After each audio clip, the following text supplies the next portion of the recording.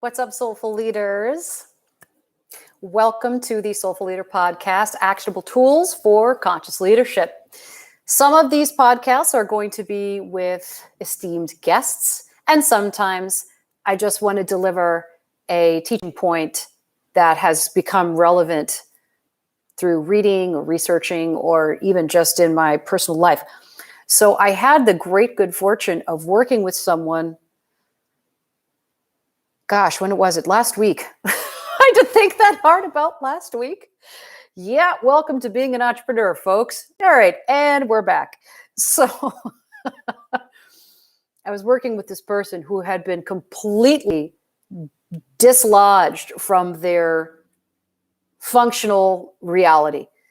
They had been in a relationship and that was a bit turbulent, but the relationship itself was a bit of an anchor, and who they were in the relationship was an anchor.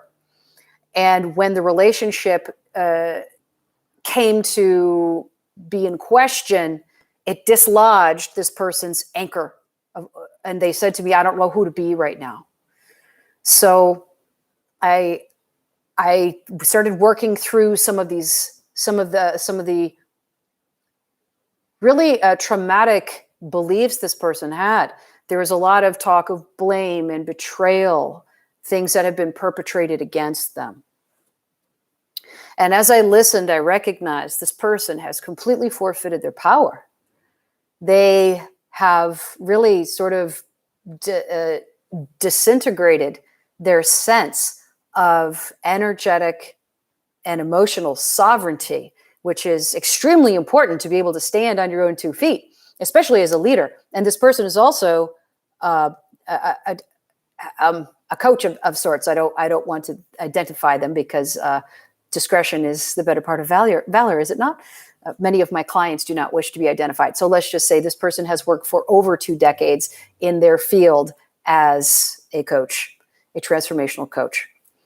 So as I was asking them, well, where is this betrayal? Where how did this happen?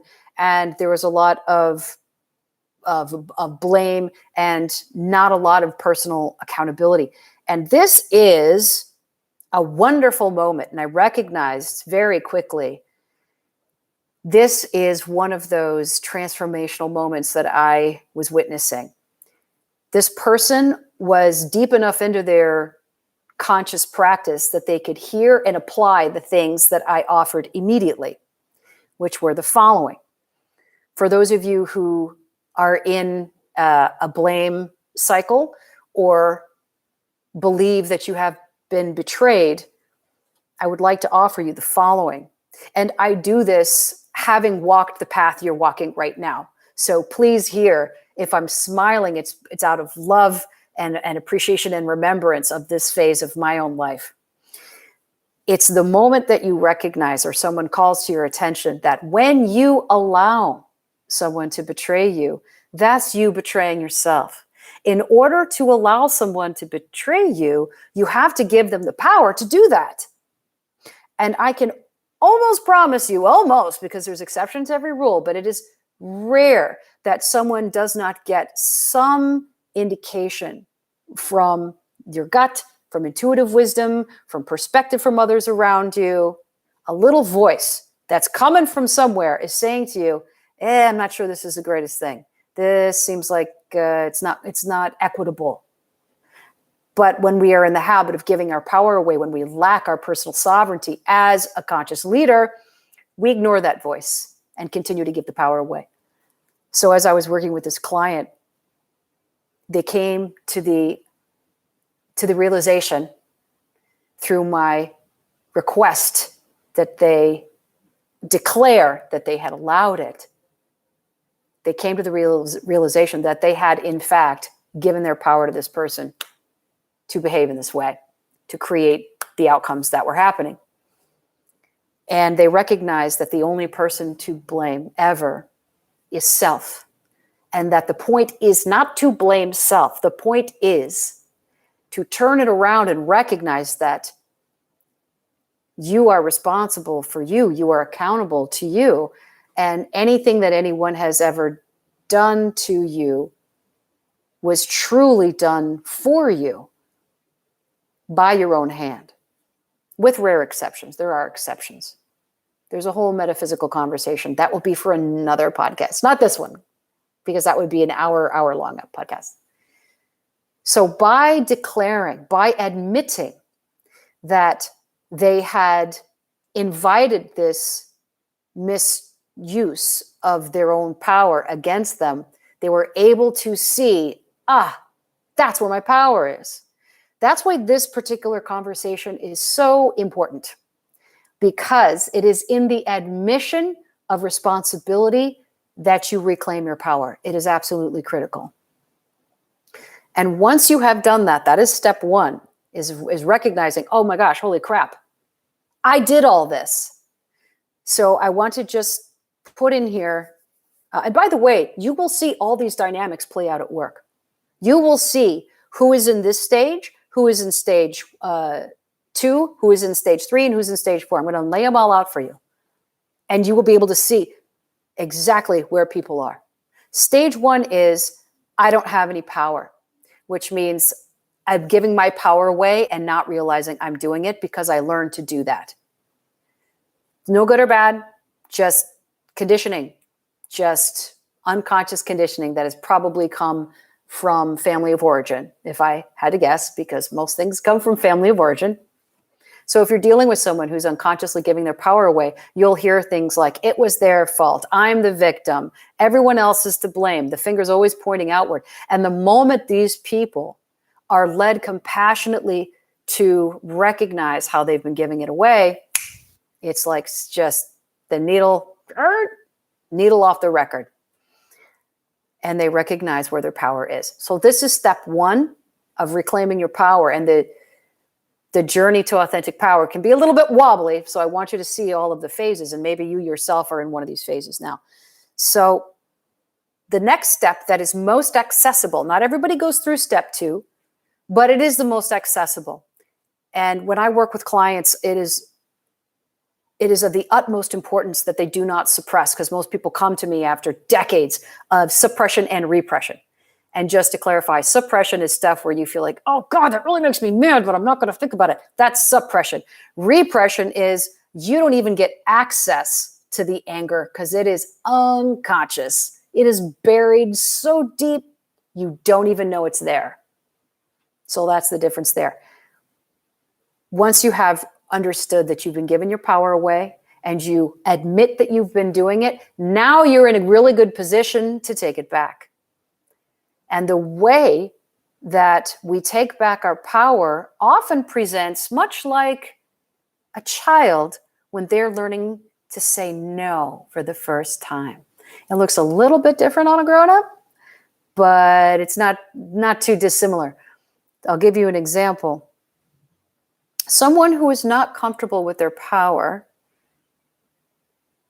who's had a history of having given away their power, you will see this sort of convincing that they're doing to themselves to make sure they don't do it again, to make sure they don't betray themselves again. You're going to see a lot of judgment, a lot of rejection, and a lot of resistance. For example, somebody comes up to them at a bar, let's just say, and makes a proposition, and they are now clear that they have power and that they have the ability to say no. And they are so insecure about that. They're so afraid that perhaps their no won't be received or believed. They deliver it with a cast iron pan to the face, such as, I'm not interested. Forget about it. Go talk to your friends. Don't think that you can, There's all of this attitude, resistance, judgment, and resistance. Rejection. That's sort of the training wheels of power. Not always, but it often presents this way.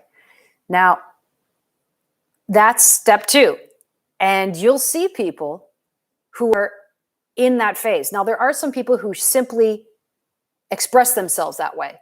That's just how they express their power. They're comfortable with it. They're all good.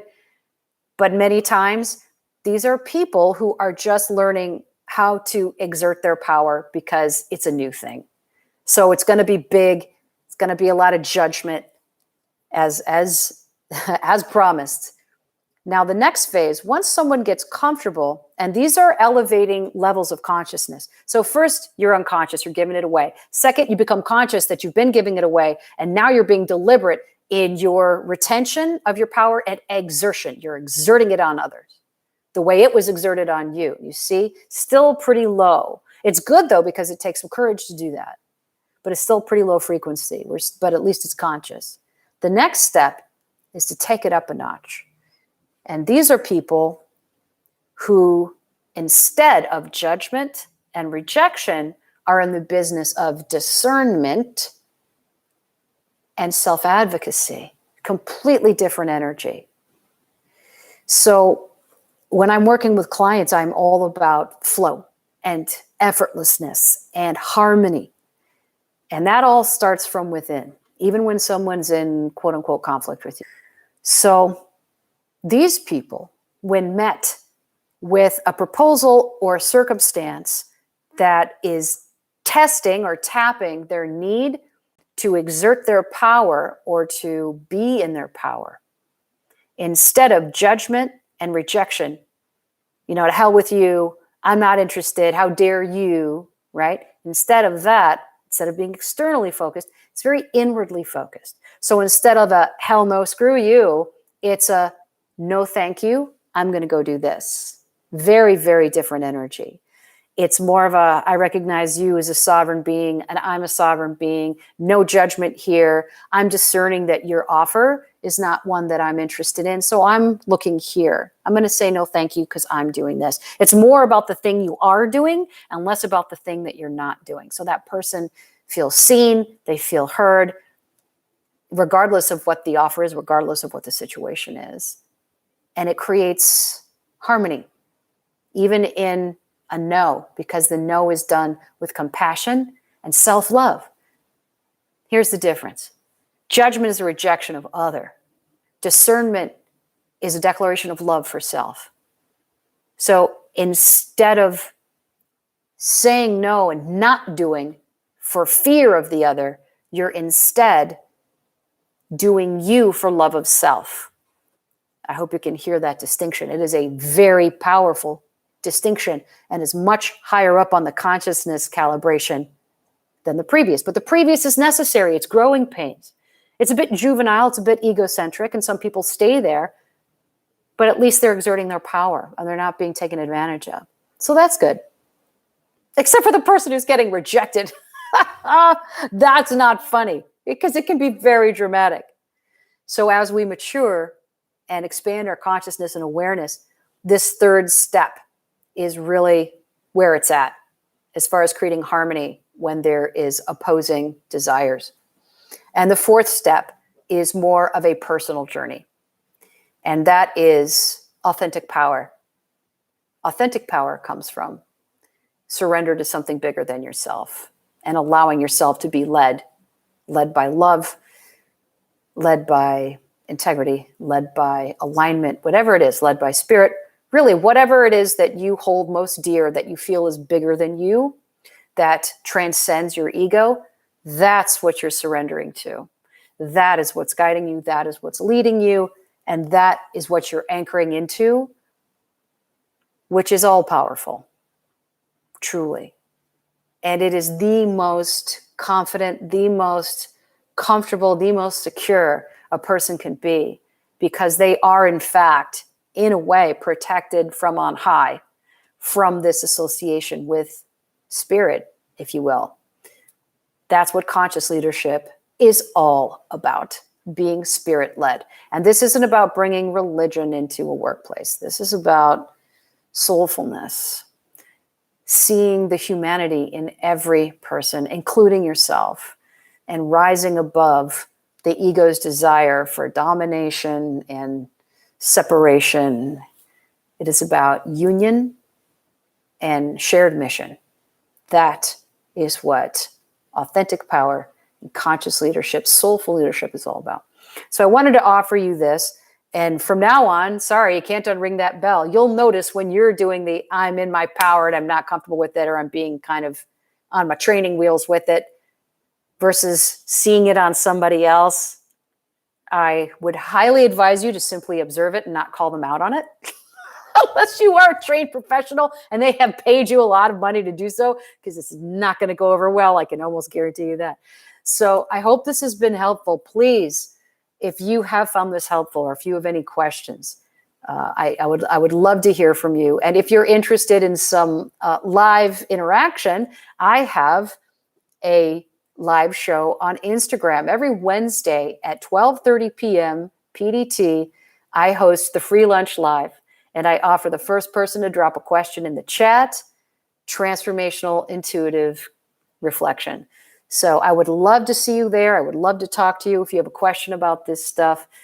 And naturally, I would love for you to consume more and more of this, because as I help you, I help myself as I reach out in genuine love, human love for you.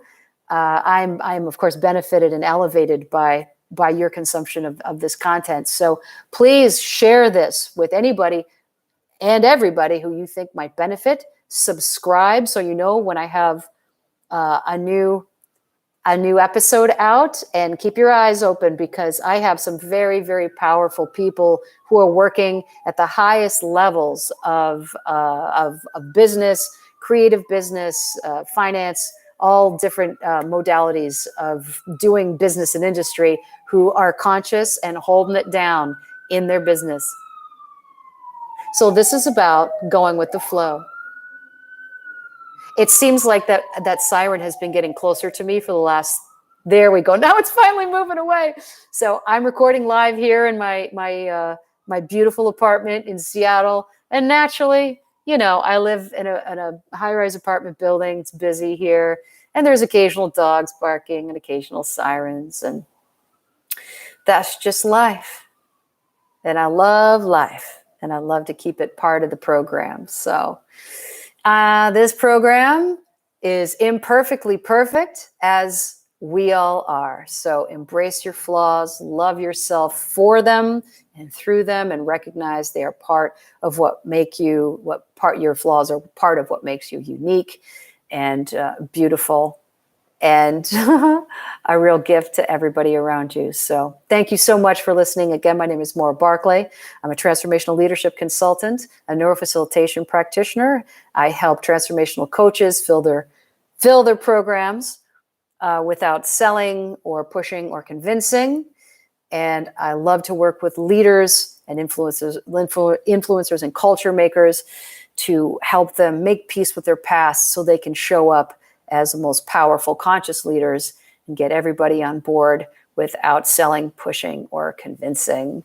Thank you all so much, and I'll see you on the next one.